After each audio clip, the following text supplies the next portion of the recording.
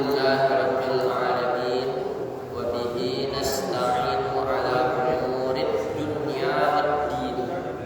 Nahmaduhu hamdan syakirin wa nastajibu lahu istijabatan dha'i'in wa nulabbi hajatahu balliyatal khashi'in. Allahumma salli wa sallim wa barik ala sayyidina Muhammad wa ala ali sayyidina Muhammad. Allahumma anfa'na bima 'allamtana wa 'allimna ma yanfa'una warzuqna ulumatan tanfa'una fid dini wad dunya wal akhirah. Allahumma faqihna fid din wa 'allimna at-ta'wil. Rabbi shrah li sadri wa yassir li amri wahlul 'uqdatam min lisani yafqahu qawli yafqahu qawli.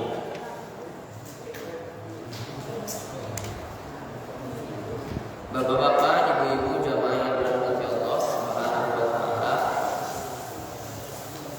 mari kita meningkatkan syukur kita kepada Allah Subhanahu wa taala atas berbagai macam limpahan nikmat, rahmat, karunia, pertolongan dan petunjuk yang senantiasa tercurah kepada kita semua, sehingga kita dapat berkumpul di masjid yang sama-sama kita cintai ini dalam suasana yang penuh dengan keberkahan. Mudah-mudahan Allah berikan kita kekuatan, Allah berikan kita kesehatan, sehingga kita bisa tetap menjadi hamba-hamba Allah yang senang dan cinta untuk selalu berlomba-lomba dalam melakukan kebaikan. Amin ya rabbal alamin. Kemudian salawat menyampaikan salam tak pernah bosan untuk selalu kita hadiahkan kepada junjungan kita, teladan kita, Nabi besar Muhammad sallallahu alaihi wasallam. Allahumma salli wa sallim wa barik alaihi. Semoga dengan memperbanyak sholawat kepada Nabi Muhammad, kelak di hari kiamat kita termasuk umat-umatnya Nabi Muhammad yang mendapatkan syafaat. Amin ya rabbal alamin. Jamaah yang dirahmati Allah, melanjutkan kajian fikih 4 mazhab kita, masih pada bab sholat, tepatnya pada pembahasan sunnah-sunnah yang terdapat di dalam sholat.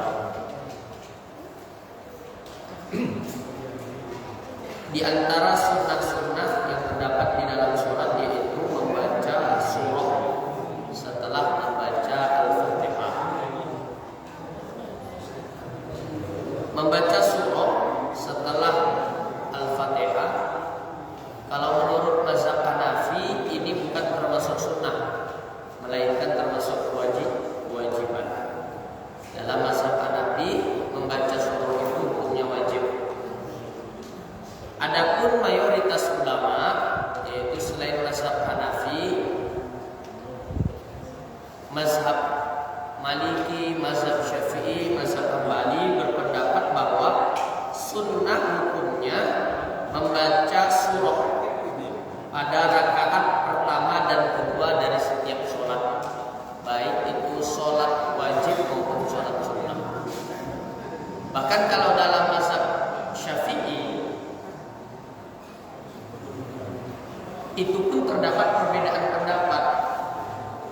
Mazhab Syafi'i dari Imam Asy-Syafi'i sendiri berdasarkan qaul jadidnya ataupun fatwa terbarunya, membaca surah itu sunnah di setiap rakaat sholat.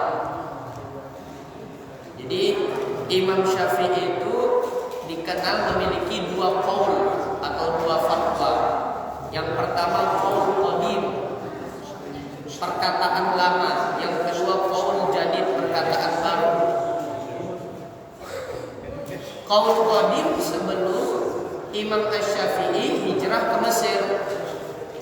Qaul jadid adalah perkataan atau fatwa-fatwa Imam Asy-Syafi'i setelah Imam Asy-Syafi'i sampai ke Mesir. Jadi begitu sampai di Mesir, Imam Asy-Syafi'i menemukan hadis-hadis yang mana Imam Asy-Syafi'i belum pernah menemukannya sebelum Imam Syafi'i berada di Mesir. Nah, jadi kalau qaul qadimnya Imam Syafi'i membaca surah itu hanya pada rakaat pertama dan kedua. Tapi qaul jadidnya Imam Asy-Syafi'i itu membaca surah pada rakaat pertama, kedua, ketiga dan keempat. Hanya saja para ulama mazhab Syafi'i, artinya ulama-ulama yang berpedomankan terhadap mazhab Syafi'i yang datang setelah Imam Asy-Syafi'i justru lebih mengambil pendapat dari qaul qadimnya Imam Asy-Syafi'i yang mengatakan bahwa membaca surah hanya pada rakaat pertama dan kedua.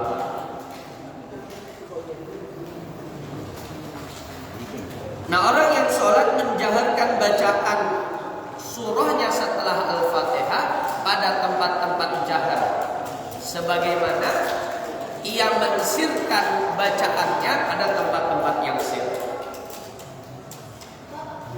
Hal ini sesuai dengan apa yang dilakukan oleh Nabi Muhammad SAW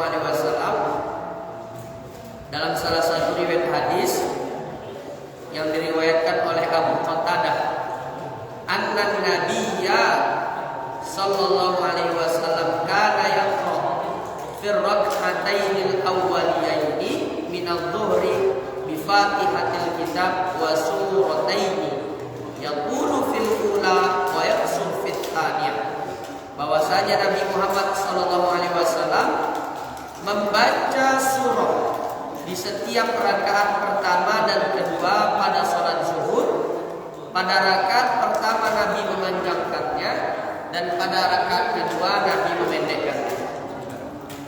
Wa yusammi'unal ayah, ahyanan terkadang Nabi hanya membaca satu ayat saja.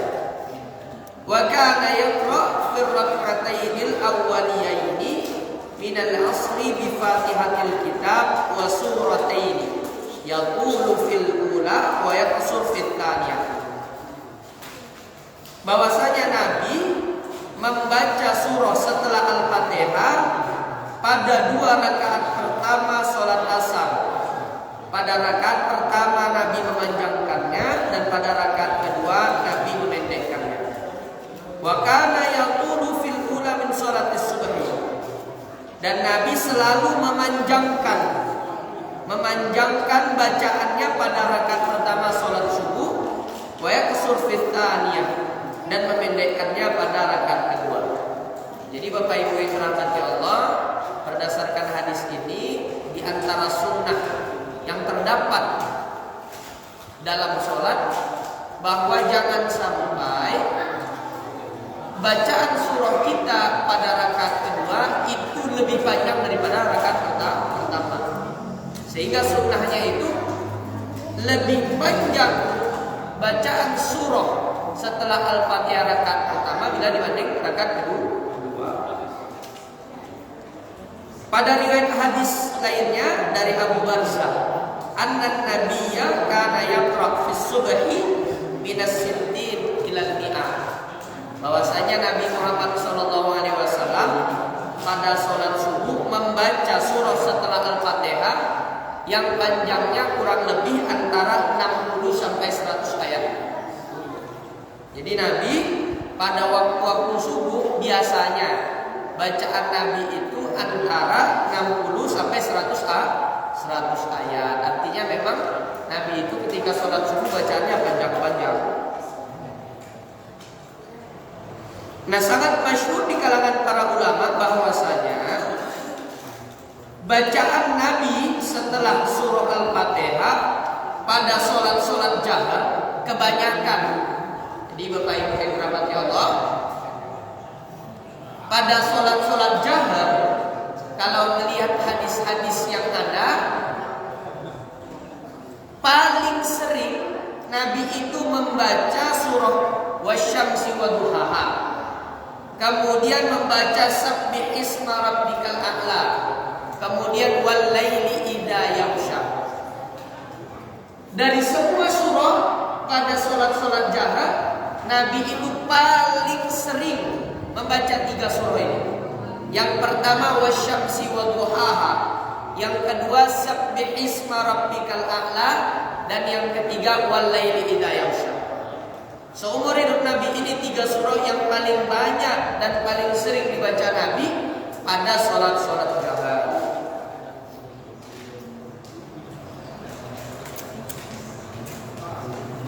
Tidak masalah orang yang sholat jika pada rakaat pertama dia membaca suatu surah, kita katakan dia membaca surah Al-Ma'un, kemudian dia mengulangnya pada rakaat kedua, masuk rakaat kedua dia baca surah Al-Ma'un lagi, nah itu tidak masalah.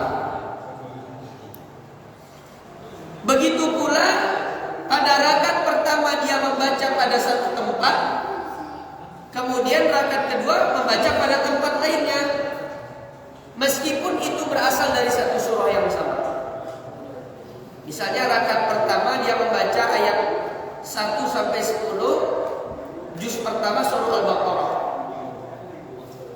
Rakaat kedua dia ngambil juz 1 juga, ngambil surah Al-Baqarah juga, tetapi dia langsung lompat ayat ke-91 sampai ayat 100. Nah, itu tidak masalah.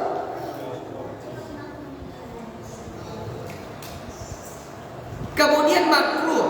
Nah, ini makruh nih, cerita makruh. Artinya baiknya dihindari. Makruh memisah surah yang pendek. Surah-surah yang pendek dipisah. Itu hukumnya makruh. Ataupun membacanya dalam susunan terbalik. Susunan mushaf itu dibaca terbalik. Rakaat pertama dia baca misalnya juz 29. Kemudian rakaat yang kedua dia balik ke juz 1, ini makruh. Jadi kalau bisa membacanya itu sunnahnya, susunannya itu sesuai dengan tartib atau susunan yang ada di mushaf. Kalau kita mau lompat, lompatnya ke bawah, jangan lompat ke atas. Kalau bacanya juz 2 rakaat pertama, rakaat kedua bacanya ya juz 3. Jangan terbalik, rakaat pertama juz 3, rakaat kedua masuk juz 2. Nah, ini bagi imam-imam yang fikihnya kurang sering ini terjadi. Terutama bagi para hafiz Quran yang baru-baru menghafal. Biasanya kalau para penghafal Al-Quran itu, ini cerita diri saya sendiri ya. Kadang awal-awal mulai itu ada kemaru. Ada kemaru, hafalnya udah beberapa juz, kemaru begitu disuruh imam, waktu dia mau membaca misalnya juz 1 atau juz 2, rakaat pertama dia lupa hafal yang dia baca, dibacanya disuruh pendek. Begitu rakaat kedua baru teringat, oh ya dari aku baca ini, awala ya'lamuna annallaha ya'lamu ma yusirruna wa ma yu'linun misalnya. Padahal rakaat pertama dia membaca juz 30, rakaat kedua dia baru teringat mana bagian surah Al-Baqarah yang ingin dia baca. Nah, ini hukumnya makruh. Tetapi bagi anak kecil yang dalam proses belajar, nah yang demikian ini diboleh-bolehkan saja. Usia anak kecil bukan anak dewasa, anak kecil, anak SD, baru dihafalkan sama mereka misalnya surah An-Naba. Kemudian baru juga dihafalkan sama mereka misalnya surah pendeknya Duha. Rakaat pertama dibaca surah Duha, rakaat kedua dia baca An-Naba. Kalau anak kecil tidak masalah.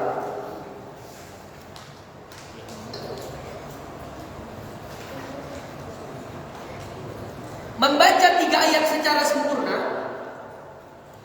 itu lebih utama daripada membaca 1 ayat namun panjang.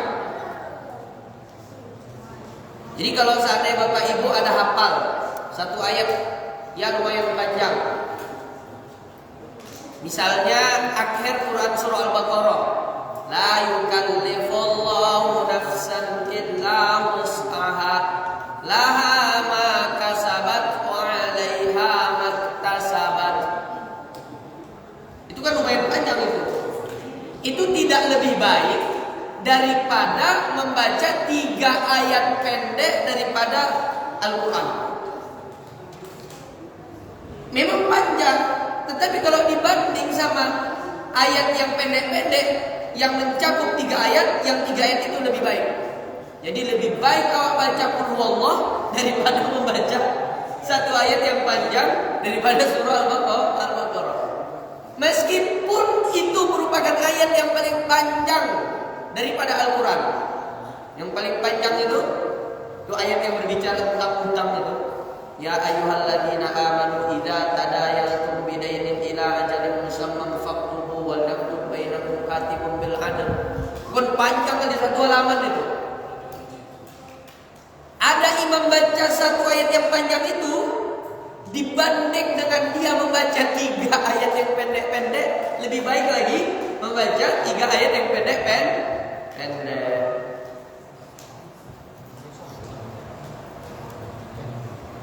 Kemudian terkait tempat-tempat yang dijaharkan dan disirkan ketika membaca. Maksudnya membaca Al-Fatihah dan surah di dalam sholat. Para ulama sepakat bahwasanya disunnahkan menjaharkan bacaan pada sholat subuh, maghrib, isya, Jumat, sholat id, sholat taraweh, dan witir pada bulan Ramadan. Ulama sepakat menjaharkan bacaan, mau dia laki-laki, mau dia perempuan, pada sholat subuh, maghrib, isya, Jumat, sholat id, taraweh, dan witir Ramadan. Dengan catatan bagi perempuan tidak ada laki-laki asing atau yang bukan mahram. Jadi ibu kalau sholat subuh, sholat maghrib, sholat isya sendiri di rumah, tak datang ke masjid, enggak berjamaah, meskipun ibu sholat sendiri bukan sebagai imam, disunnahkan menjaharkan bacaan. Meskipun di situ ada suami ibu, tidak masalah. Ada anak mahram, tidak masalah. Ada abang kandung, adik kandung, tak masalah. Tetap disunahkan menjaharkan. Sama halnya bapak kalau sholat sendiri pada waktu jahar, ya disunahkan menjaharkan bacaan. Nah, sering yang terjadi kalau saya perhatikan itu, kalau seandainya masuk. Ini sampai sekarang ini masih berlaku, masih banyak yang melakukannya. Masmuknya 3 rakaat. Berarti salam imam dia kan rakaat pertama itu, hitungan dia. Salam imam dia rakaat pertama. Sholat maghrib, tapi begitu dia baca Al-Fatihah dia sirkan bacaan. Nah, sering terjadi seperti itu. Begitu juga sholat isya, masbuk dia ikut imam, bangkit dia. Semestinya kalau dia pada rakaat pertama atau kedua, walaupun dia sudah tidak sebagai makmum lagi, dia disunahkan untuk menjaharkan bacaan. Makanya pernah saya katakan, orang yang mensirkan bacaannya pada sholat-sholat jahar itu seperti orang yang menjaharkan bacaannya pada sholat-sholat sir. Sholat zuhur dia dibaca jahar. Alhamdulillahirabbil alamin, Ar-Rahmanir-Rahim. Orang nengok kayak mana? Aneh. Sholat zuhur kok jahar. Nah kayak gitulah orang yang pada sholat jahar tetapi dia mensirkan bacaan. Dan para ulama sepakat bahwa disunnahkan untuk mensirkan bacaan pada sholat zuhur dan sholat asar. Ini ulama sepakat. Tetapi pada beberapa sholat sunnah para ulama berselisih. Adapun rinciannya adalah sebagai berikut. Yang pertama mazhab Hanafi. Mazhab Hanafi wajib bagi seorang imam untuk menjaharkan bacaannya di setiap rakaat sholat witir di bulan Ramadan. Ini menurut mazhab Hanafi. Begitu juga wajib menjaharkan bacaannya pada sholat Id. Begitu juga sholat taraweh. Dan wajib mensirkan bacaannya bagi imam maupun orang yang sholat sendiri jika dia melakukan sholat gerhana, sholat meminta hujan, dan sholat sunnah yang dilakukan di siang hari. Adapun sholat sunnah yang dilakukan di malam hari, dia bebas memilih apakah mensirkan bacaannya atau menjaharkan bacaannya. Nah, menurut mazhab Hanafi, orang yang sholat sendiri dia bebas memilih. Menurut mazhab Hanafi, bebas memilih untuk menjaharkan bacaannya atau mensirkan bacaannya pada sholat-sholat jahar dalam mazhab Hanafi. Hanya saja menjaharkan bacaan pada sholat-sholat jahar itu lebih afdal. Adapun sholat-sholat sir, maka wajib baginya mensirkan bacaannya dalam mazhab Hanafi. Bagaimana dengan pendapat mazhab Maliki? Disunnahkan menjaharkan bacaan pada semua sholat-sholat malam. Jadi kalau menurut mazhab Maliki, kalau sholat sunnah di malam hari, maka disunnahkan menjaharkan bacaan.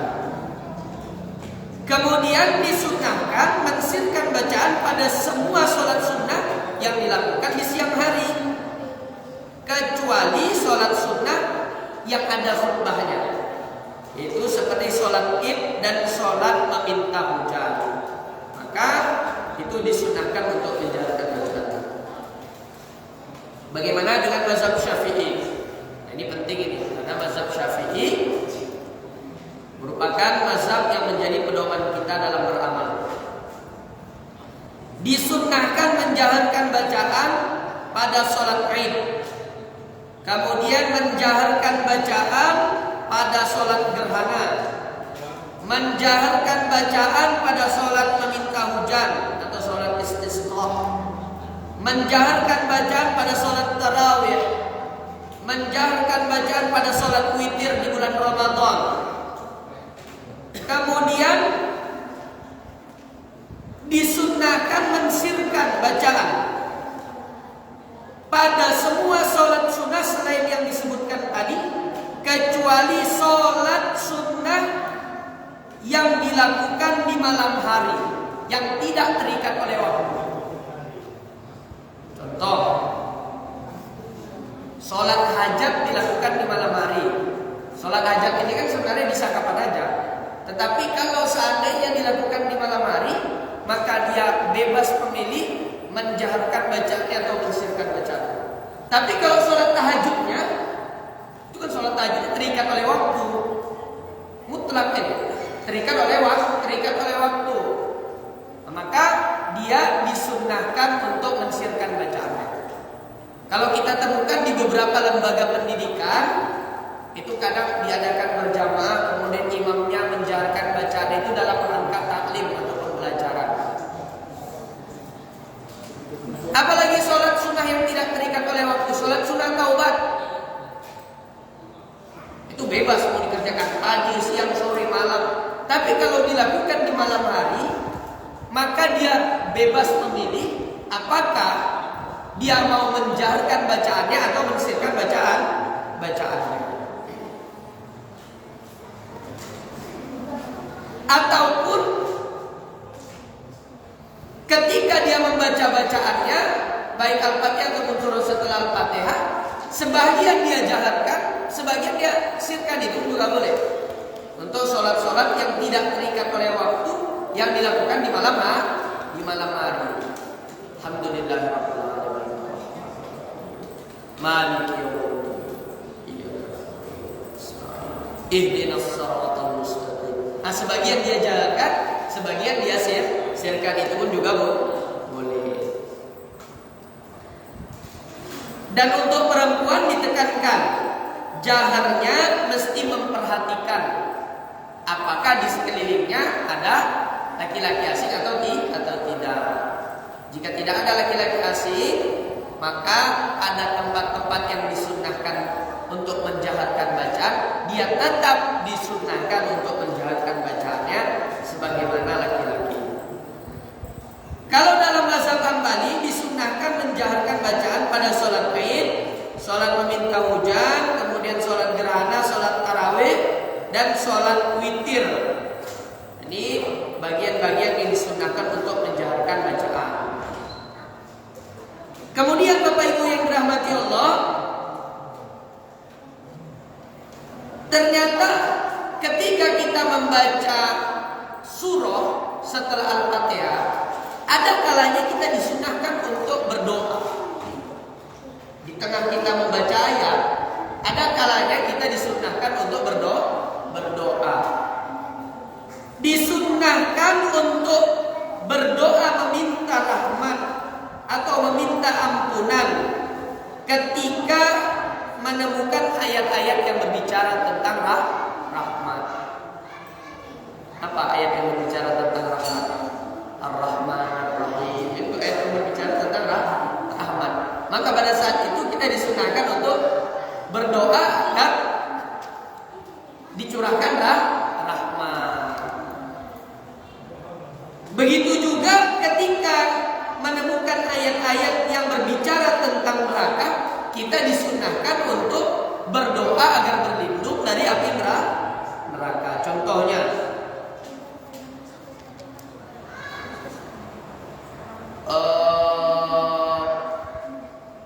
wa minan nasi may yaqulu rabbana atina fid dunya wa ma lahu fil akhirati min khalaq wa minhum may yaqulu rabbana atina fid dunya hasanah wa fil akhirati hasanatan wa qina adzabannar.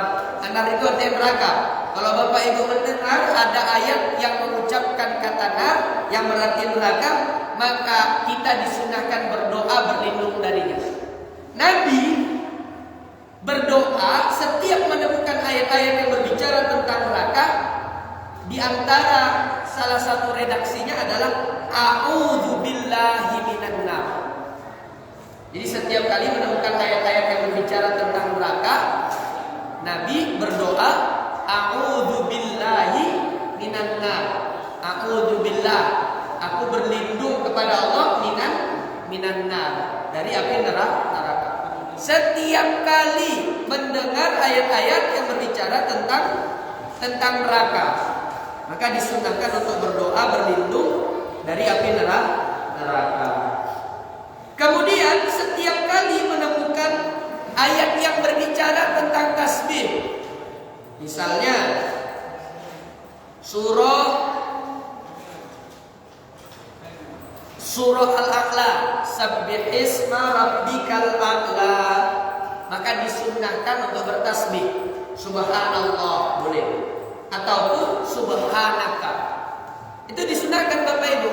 Sabbih isma rabbikal a'la, maka disunnahkan untuk bertasbih subhanallah.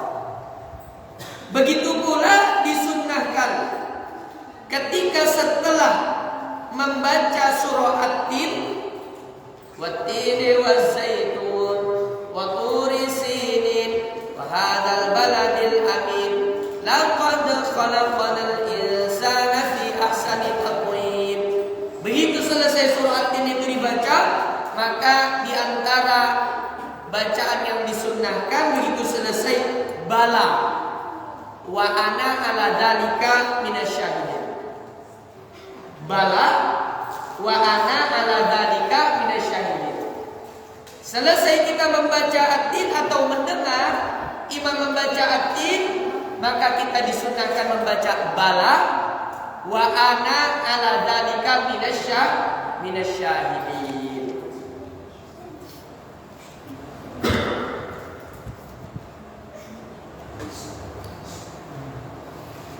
Kemudian Bapak Ibu yang dirahmati Allah,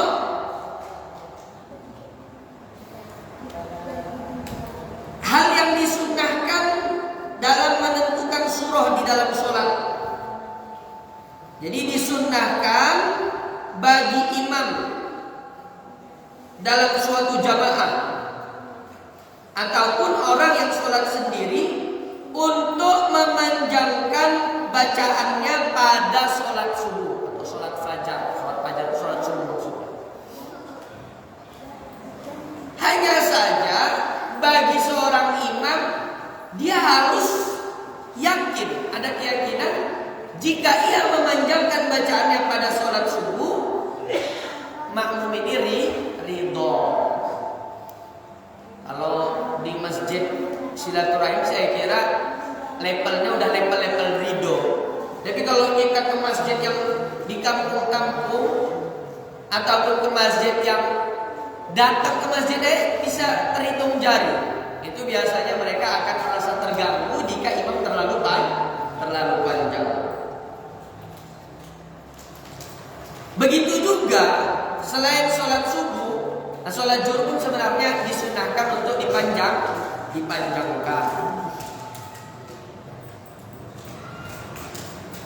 Sedang sholat asar dan isya itu di pertengahan, tidak terlalu panjang dan tidak pula terlalu pendek. Nah, yang disunahkan untuk memendekkan bacaan itu adalah sholat maghrib. Makanya imam kita tadi udah pas yang dibaca surah pendek. Jadi waktu subuh dan waktu zuhur disunahkan untuk memanjangkan bacaan. Waktu asar dan waktu isya di pertengahan, tidak terlalu panjang dan tidak pula terlalu pendek. Tapi kalau waktu maghrib disunahkan untuk memendekkan bacaan.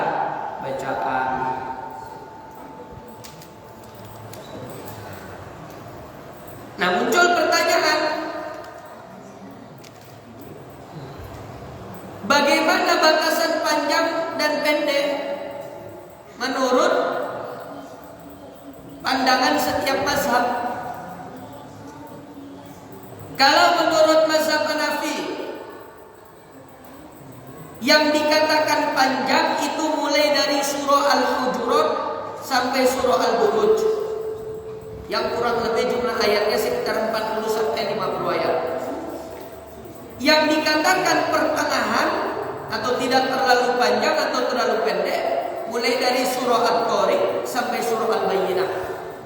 Dan yang dikatakan pendek mulai dari Al-Bayyinah sampai akhir daripada Al-Quran, yaitu surah An-Nas. Kalau dalam mazhab Maliki, yang dikatakan panjang mulai dari surah Al-Hujurat sampai An-Nazi'at. Yang dikatakan pertengahan mulai dari Abasa sampai surah Al-Lail. Yang dikatakan pendek mulai dari surah Ad-Duha sampai akhir Al-Quran. Nah, bagaimana dengan mazhab Syafi'i? Mazhab Syafi'i yang menjadi pedoman kita dalam beramal, yang dikatakan panjang mulai dari Hujurat sampai surah An-Naba. Artinya surah Al-Hujurat aja itu termasuk panjang, apalagi Al-Baqarah jika dibaca semuanya. Itu maksudnya. Kemudian yang dikatakan pertengahan mulai dari An-Naba sampai Ad-Duha.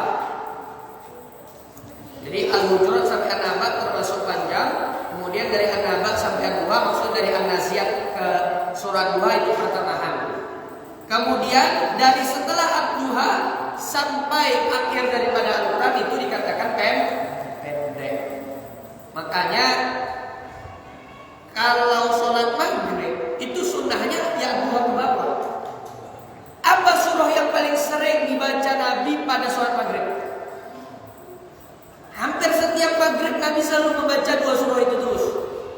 Rakaat pertama surah Al-Kafirun, rakaat kedua surah Al-Ikhlas. Nah, jadi bisa juga nih nanti di kedepannya di silaturahim diamalkan. Pokoknya surah yang dibaca pada sholat maghrib itu 2 saja, Al-Kafirun dan Al-Ikhlas. Karena Nabi memang itu yang dibaca. Sama halnya setiap Jumat subuh, rakaat pertama kita membaca surah As-Sajdah dan rakaat kedua membaca surah Al-Insan. Enggak bosan kita.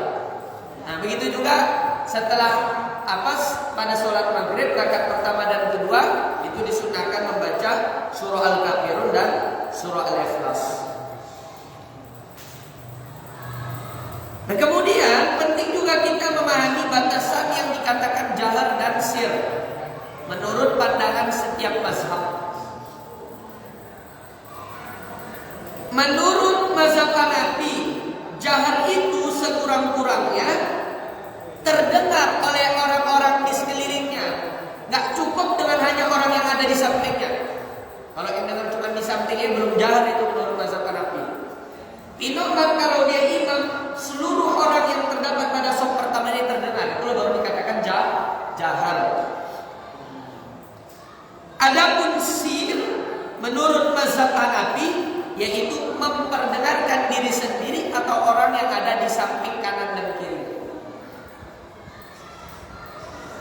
Kalau mazhab Maliki, sekurang-kurangnya jahar adalah terdengar oleh orang yang di sampingnya. Sedangkan sekurang-kurangnya sir adalah bergeraknya lisan. Jadi kalau bapak selama ini tak ada suaranya sama sekali, mazhab Maliki itu. Tetapi bagaimana dengan mazhab Syafi'i?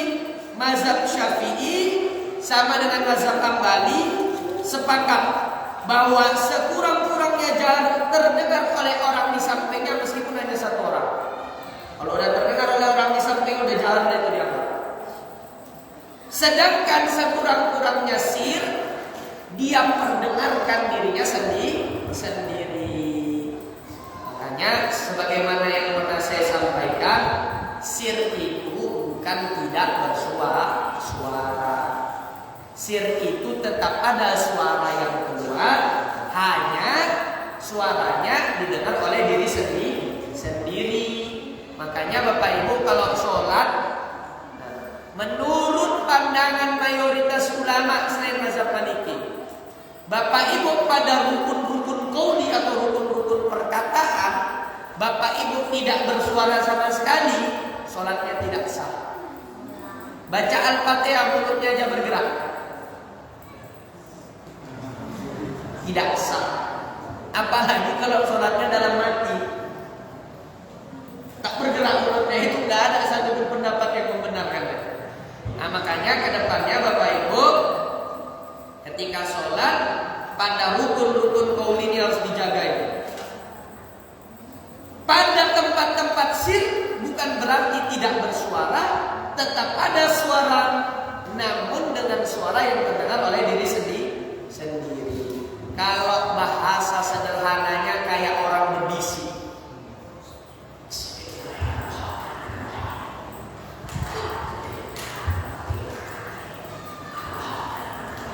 Nah seperti itu barulah dikatakan dia membaca. Kalau tak ada suara sama sekali tak sah menurut mayoritas ulama, kecuali mazhab Maliki. Mazhab Maliki lah satu-satunya yang menganggap sah bacaan seseorang meskipun dengan hanya menggerakkan lisan. Tapi kalau dalam hati tak ada satupun ulama yang membenarkan. Barangkali demikian Bapak Ibu yang dirahmati Allah, kaji kita pada maghrib yang mulia ini. Mungkin di sana sini ada pertanyaan terkait yang disampaikan maupun di luar dari yang disampaikan, dipersilakan. Ya Ibu, dipersilakan Ibu.